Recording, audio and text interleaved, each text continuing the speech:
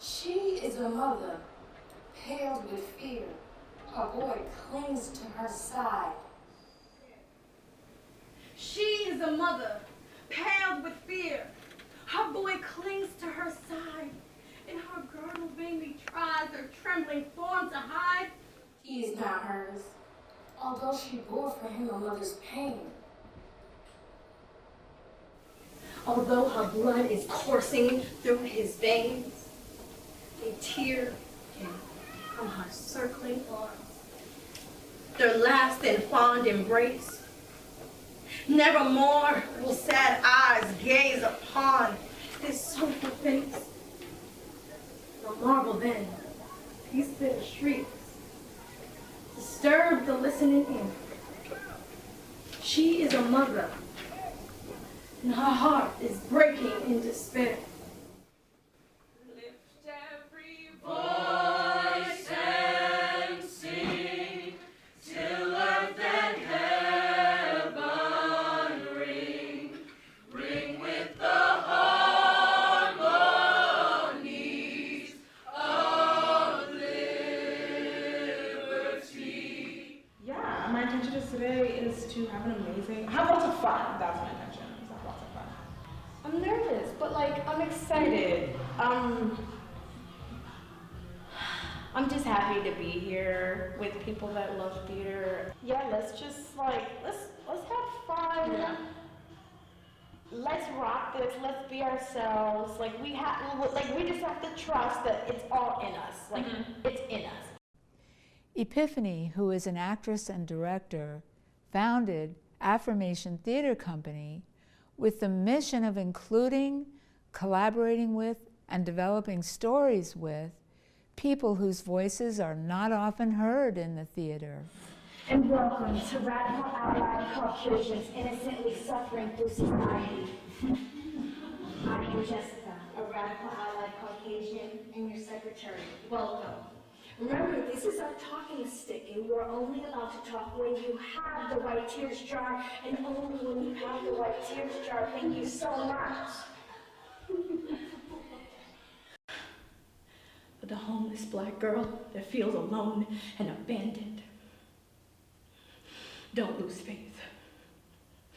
Theater and affirmation is your home.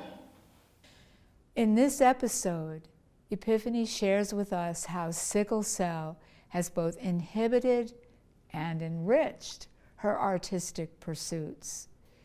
We'll take a look at how her collaborative approach to theater production has been shaped by her experiences as a young woman of color who lives with sickle cell disease and the obstacles she's had to overcome in the theater due to her disability. One such obstacle is that talking about her pain can trigger that pain in her body. This has made it difficult to write and perform her own story, a paradox she explores with us in this episode.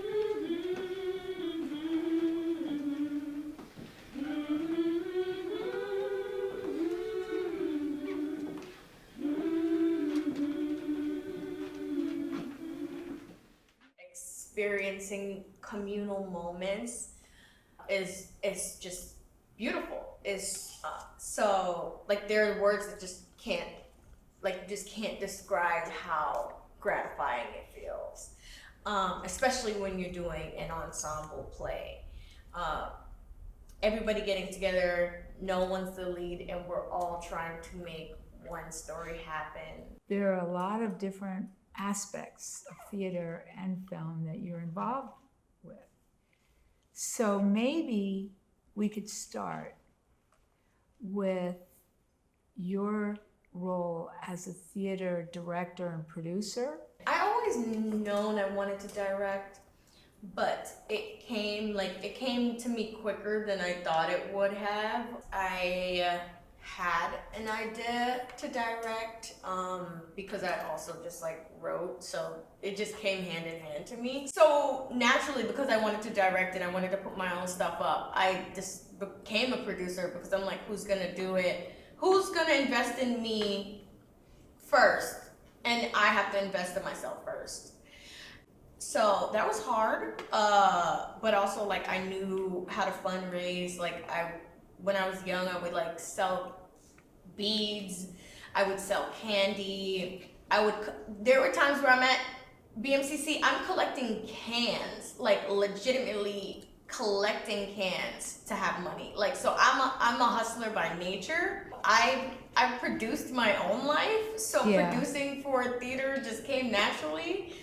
But it didn't truly start, directing truly didn't start until my theater company, Affirmation Theater Company. With the theater itself, that's very male-oriented, very predominantly white. I didn't feel like I had a place.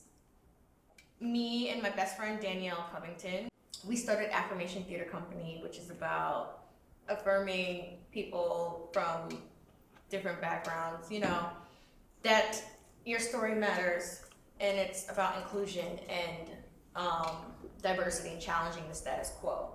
Every year we will celebrate Black History Month. We want to tell stories like all women-based stories. We want to do a whole lot of different things, but mainly like shed light on, you know, people with differences. And one day I'll get in there more when it comes to like illnesses and diseases, but right now, I'm not gonna lie, I'm scared. I'm scared.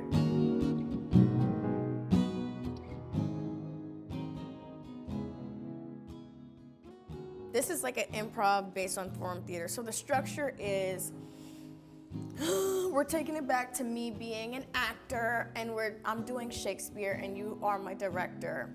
And you want me to swing a sword. But I expressed to you that I have a lot of physical things going on with my body. Sickle cell, arthritis, lupus, and you ask me to swing a sword, even though you know I'm not well. This is just me as me right now, advocating for myself, how it should be done. Got it. Yes. And action. Okay, Epiphany, in this scene, you have to draw your sword and then charge over to this guy over here. All right? Okay.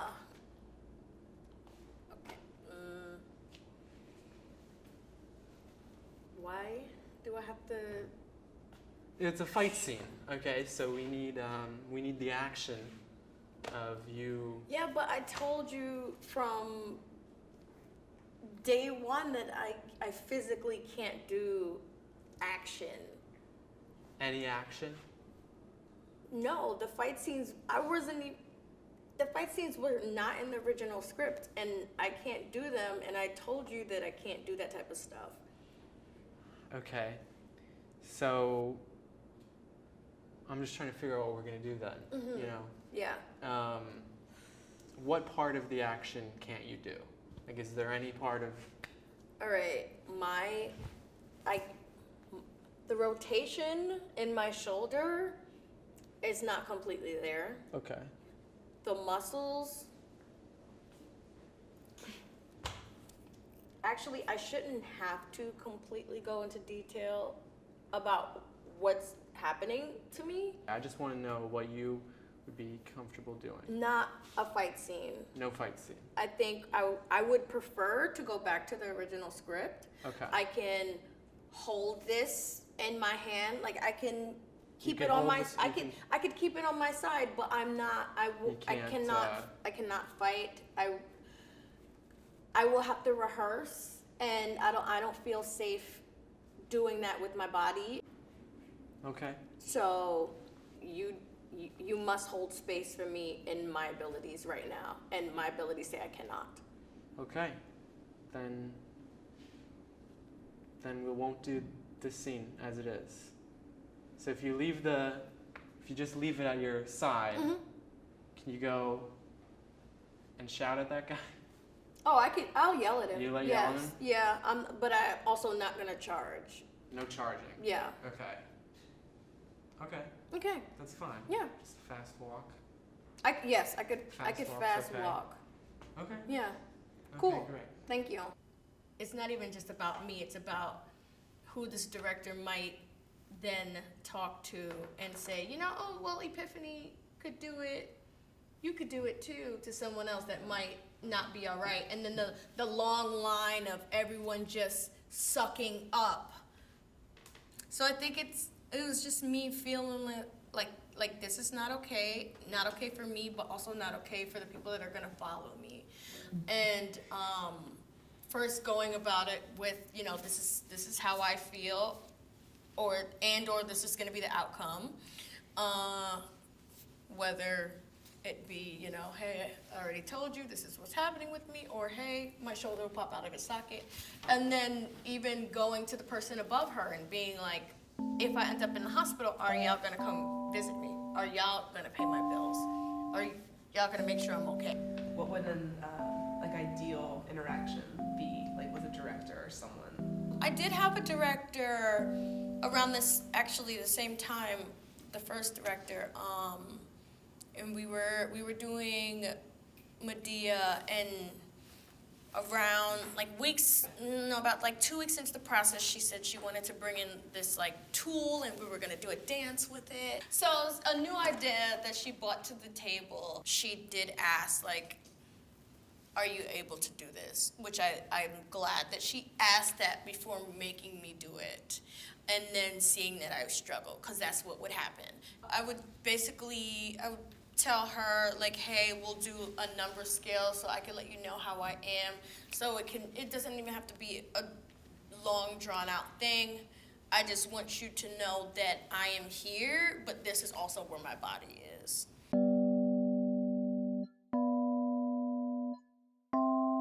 All right, you as a director. Mm-hmm. I would presume with your theater company you do direct. Y'all's. So, how do you start out with the actors the first day? What is it most important that you want to communicate to them? Well, one of the biggest things that resonates with me is community building.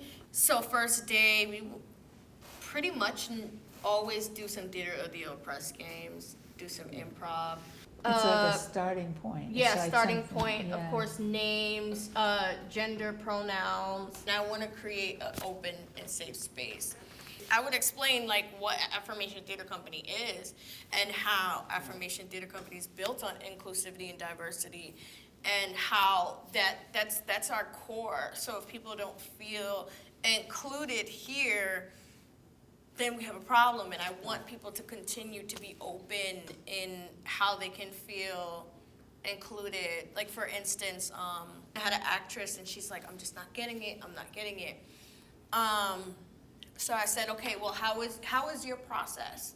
And let's figure out how to implement your process into what I'm doing here.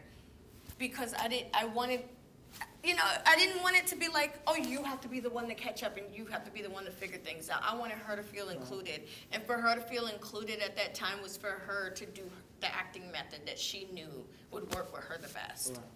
So I think it's lead with collaboration and inclusion. What are your ideas? And it's not quick, but it's thorough and it's more loving. Yeah. So to finish the interview, I want you to describe something you've accomplished or done in your life and something that you're proud of. I'm proud of the run of Graphite at the play about being a person of color in a predominantly white art institution. For the homeless black girl that feels alone and abandoned. Don't lose faith. It was beautiful hearing other people's stories because I knew that other people would feel seen. There's one night in particular where there were some high schoolers in the front, and I just loved them because they were laughing, they were ad-libbing with us. It was just like they were a ball. Yeah, like they were just so in with us. They were just sucked in, and that made me feel like, okay, what I'm doing, it matters. Like they feel seen. So yeah, I'm very, very proud of that.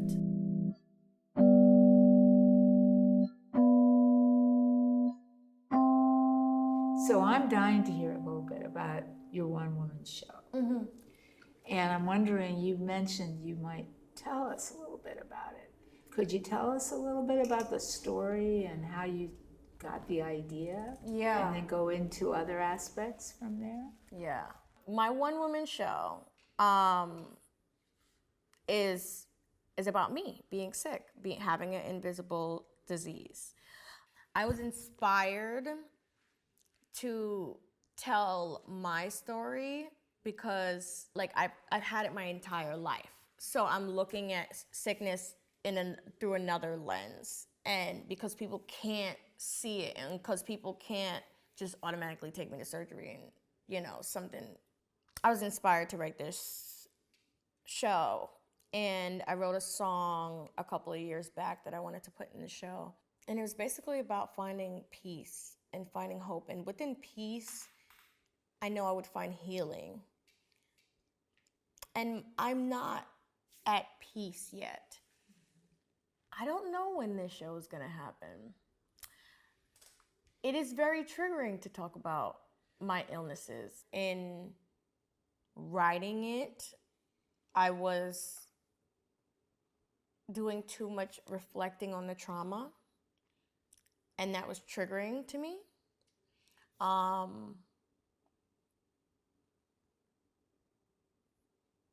Like for instance, a scene with me like crying on the floor, praying for death. Like it's real in my life, but to have to do it for others is very triggering, especially because, the mind is very powerful, and sometimes when you open the door, something does come in. And that's another reason why I don't like to reflect on my sickness so much, because then I start to hurt. But deeply, I feel like if you were to do this one-woman show, it will propel you, because that's your raw you. You're afraid to open that door because you think that once you open that door to emotion, it won't stop. But I get pain when my emotions get triggered. That's the thing. But wouldn't you think that pain would just... I'm sorry, like if people could see the pain... I don't know if I can go through it, to be honest. Like... Was that you know how stress triggers my stress could, I told you all this, stress could trigger crisis. So if I also get too triggered and too emotional, my body starts to become, I start to become in crisis. I really do. Like I've been there when she's been stressed. Yeah. And it's literally shut down. Her whole body shuts down. She'll start to look sleepy, get sleepy, literally almost pass out. So I get it. But you get what I'm trying to say when I say this. That if you do put it out there, set a limit. Do one show. And just believe me on that one, it will propel you. Because you're speaking, this is an invisible disease. not a lot of people see sickle cell. So if you show them how much pain it caused and what it is, it will propel you to new heights. But I understand why you're holding back, because the fear of your body shutting down on you. Yeah, because, like, once you've felt so much pain and suffering, and then seeing your brother die from the same disease that you still have, you don't ever want to suffer again. Like, I wouldn't wish sickle cell on my worst enemy. On my worst enemy. So there's a part of me that I don't want to have to. I don't want to put myself in harm's way of getting triggered that could possibly lead to crisis and more pain. It'll still get written, but I might have to Get somebody else to act it? Direct someone to act it? Maybe that, or even, now that I'm thinking about it, maybe get more creative and maybe more metaphoric and adapt it in a way where it's not triggering or not as triggering. What can you do with the song that you have, the one about finding peace? Because that was going to be part of this, right? What can I ask? What happens to you when you sing that song? Oh, the song is not that triggering. I could sing it for you all. Yeah. Could you sing it? Mm-hmm. Oh. Yeah, no, the song more than likely will be in the play. Okay. This life here gets so lonely, to tell you the truth. Wanting you to come and hold me, I don't know what to do. It seems like a never-ending pain, because I'm waiting on you.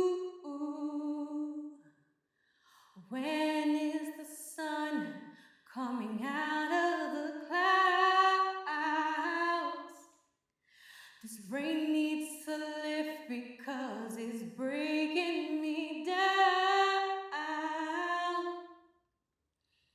There better be an angel on the way. I know for me there will be brighter days. This life here gets so lonely, to tell you the truth. Wanting you to come and hold me, I don't know what to do. Seems like a never-ending pain, because I'm waiting on you.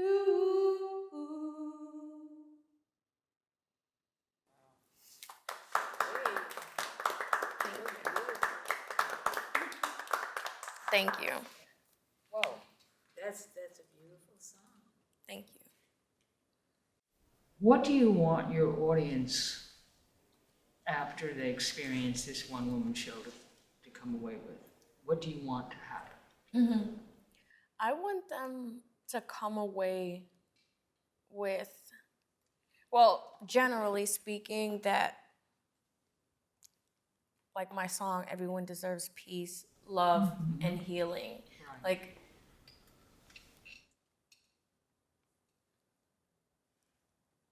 inherently, because of my sickle cell, I've been depressed and anxious pretty much my whole life. And even that needs to be healed. And you don't have to have sickle cell to be depressed and anxious. And everyone has something that they would like to be healed. Yeah. Everyone deserves that healing. And my healing is not just, my healing is both mental and physical.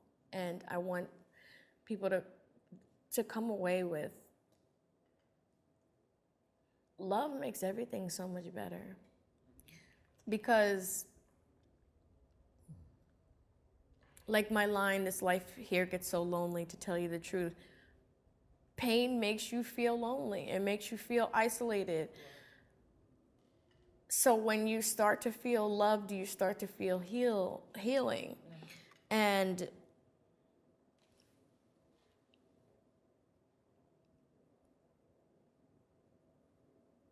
having love for someone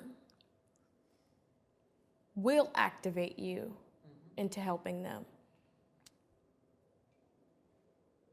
Having love for other human beings will activate you to do something more than living just for yourself. You gonna walk for sickle cell today?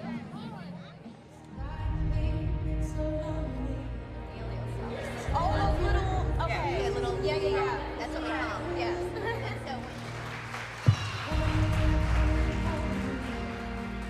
Gotta be centered around the family, the social family, the community. We gotta work with each other. Like, it's not just about me, but because I've been blessed with a beautiful like family, like my core family. Like, my mom showed me love, like she loved me hard, and so did my brother and my dad. But without that, oh, I probably would have died a long time ago. That love carried me. Because with that love, you can go so far. Because I have love and I want people to feel love and I want people to feel healing, I keep sharing that. And then that is what life is about. Life is about love. And that's what I want people to come away with.